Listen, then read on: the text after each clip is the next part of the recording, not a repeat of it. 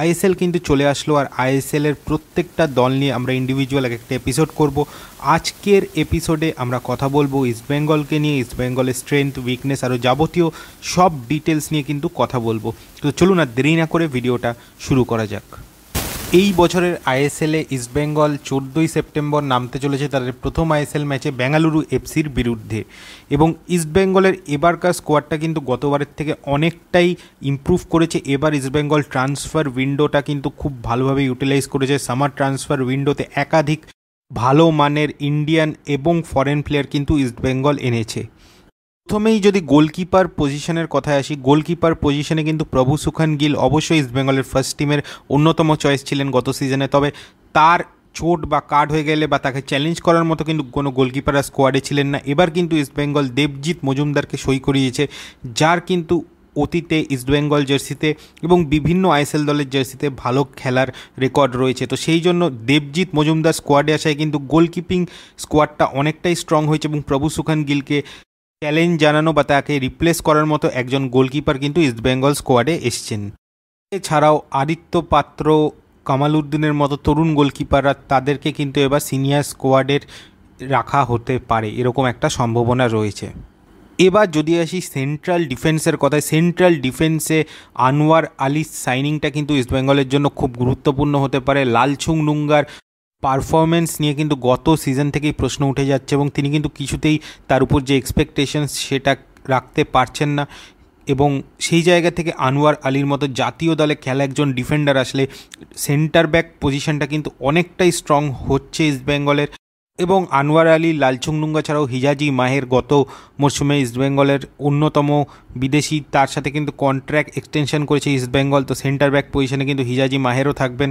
এছাড়াও হেক্টর ইয়াস্তে, যাকে ইস্টবেঙ্গল এই মরশুমে সই করিয়েছে, তিনি কিন্তু মূলত এখন সেন্টার ব্যাক পজিশনেই খেলেন। একান্ত দরকার বললে তাহলে কিন্তু তিনি সিডিএম হিসাবে খেলতে পারেন। তবে হেক্টর ইয়াস্তের কিন্তু সেন্টার ব্যাক পজিশনেই খেলার সম্ভাবনা বেশি, যেই পজিশনে মোহনবাগানের হয়ে কিন্তু গত সিজনে খুবই ভালো পারফর্ম করেছেন তিনি। এবং আনোয়ার আলীর সাথে হেক্টর ইয়াস্তের কিন্তু একটা বোঝাপড়া তৈরি হলে আগামী দিনে ইস্টবেঙ্গলের জন্য সেটা কিন্তু খুবই লাভজনক হবে। এছাড়াও মনতোষ চাকলাদার এবং গুরসিমরত গিল এরাও কিন্তু সেন্টার ব্যাক পজিশনে রয়েছেন ইস্টবেঙ্গল দলে। ইস্টবেঙ্গলের ফুল ব্যাক পজিশনে কিন্তু যতটা এক্সপেক্টেড ছিল অত ভালো সাইনিং হয়তো হয়নি। তবে প্রভাত লাকড়া এবং মার্ক জোথানপুইয়া, যিনি আদতে সেন্ট্রাল মিডফিল্ডার হিসেবে খেললেও এখন বর্তমানে লেফট ব্যাক হিসেবে খেলেন, তো সেই জায়গা থেকে এই দুটো সাইনিং কিন্তু ইস্টবেঙ্গলের এই দুটো স্কোয়াডে স্ট্রেন্থ যোগ করতে পারে।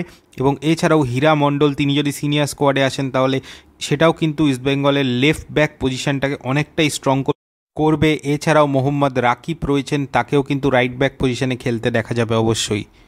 এছাড়াও লেফট ব্যাক পজিশনে অবশ্যই থাকবেন কিন্তু নিশু কুমার বর্তমানে ইনজিওর্ড রয়েছেন, কিন্তু তিনি যদি ইনজুরি থেকে ভালো রিকভারি করেন তাহলে কিন্তু ইস্টবেঙ্গল জার্সিতে ফার্স্ট টিমের চয়েস কিন্তু অবশ্যই হবেন নিশু কুমার। এবার যদি আসি মিডফিল্ডের কথায়, তো মিডফিল্ডে ইস্টবেঙ্গলের তিনজন চয়েস হবেন কিন্তু অবশ্যই সৌভিক চক্রবর্তী, সাউল ক্রেসপো এবং তার সাথে সাথে ডিফেন্সিভ মিডফিল্ডে অবশ্যই ইস্টবেঙ্গলের চয়েস হবেন এই সিজনের অন্যতম ইস্টবেঙ্গলের সেরা সাইনিং জিকসন সিং। জিকসন সিংয়ের ভূমিকাটা কিন্তু খুবই গুরুত্বপূর্ণ হবে ডিফেন্সিভ মিডফিল্ডে। জিকসন সিং কিন্তু এখন অন্যতম সেরা প্লেয়ার ইন্ডিয়ার, তো সেই জায়গা থেকে তিনি ইস্টবেঙ্গলে কীরকম পারফর্ম করেন সেটাই কিন্তু দেখার। তিনি যদি ভালো মিডফিল্ডে পারফর্ম করতে পারেন তাহলে কিন্তু ইস্টবেঙ্গলের যে ডিফেন্সিভ পারফরমেন্স সেটা অনেকটা ভালো হবে।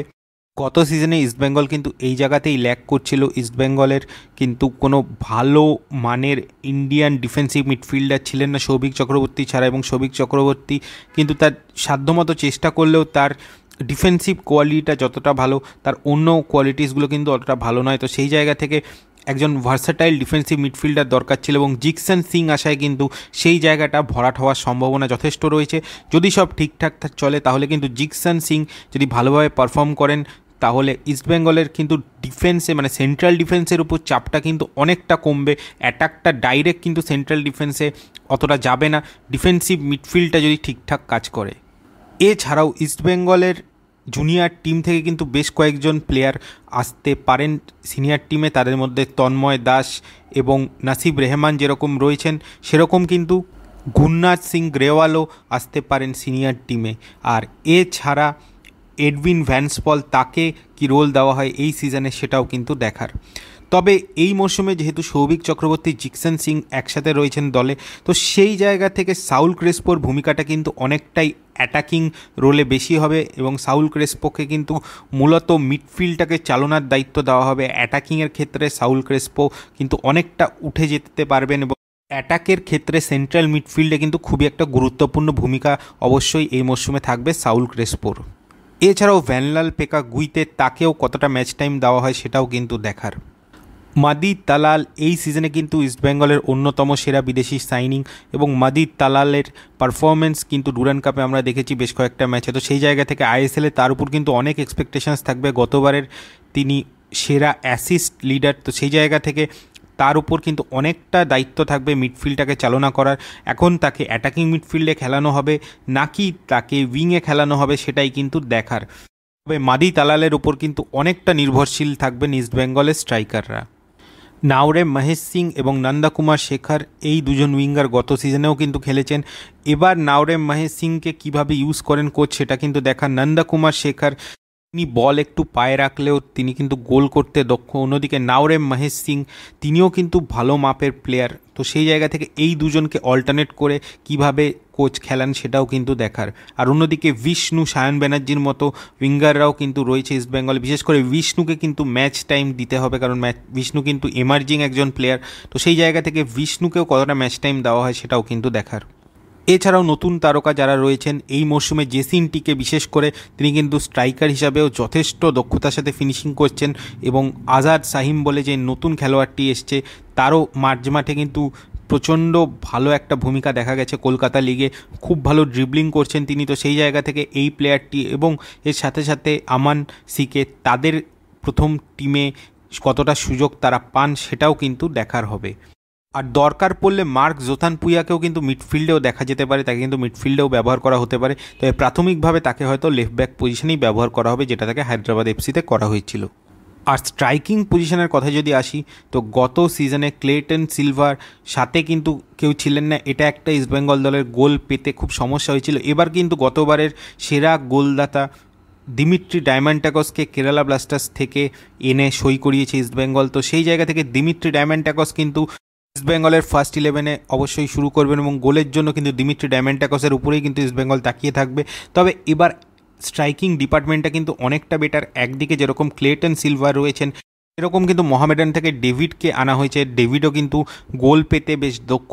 তো সেই জায়গা থেকে স্ট্রাইকিং পজিশনটা এবার অনেকটাই স্ট্রং এবং ইস্টবেঙ্গলের গত সিজনের থেকে এবার কিন্তু গোল করার সম্ভাবনা অনেকটাই বেশি। তো সব মিলিয়ে এই হচ্ছে স্কোয়াড এবং ইস্টবেঙ্গলের কিন্তু ফার্স্ট 6-এর মধ্যে থাকার একটা যথেষ্ট সম্ভাবনা রয়েছে। খাতায় কলমে যা স্কোয়াড আছে, যদি কার্লেস স্কোয়াডরা ঠিকমতো স্কোয়াডটাকে অ্যারেঞ্জ করে ভালোভাবে খেলাতে পারেন তাহলে কিন্তু অবশ্যই এই দলটা ফার্স্ট 6-এ থাকা উচিত।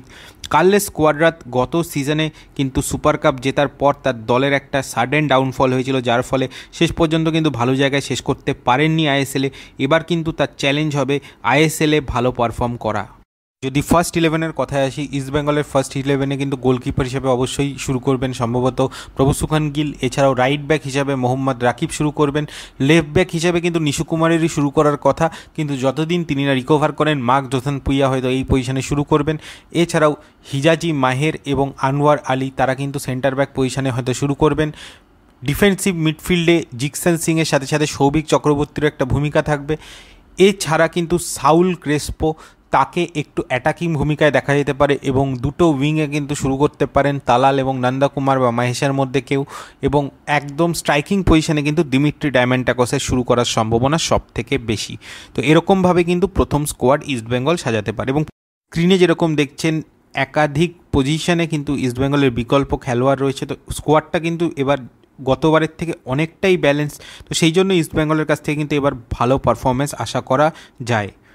বা যদি আসি ইস্টবেঙ্গলের দুর্বলতার কথায়, প্রথম যে দুর্বলতাটা ইস্টবেঙ্গলের রয়েছে সেটা হচ্ছে সাইড ব্যাক পজিশন।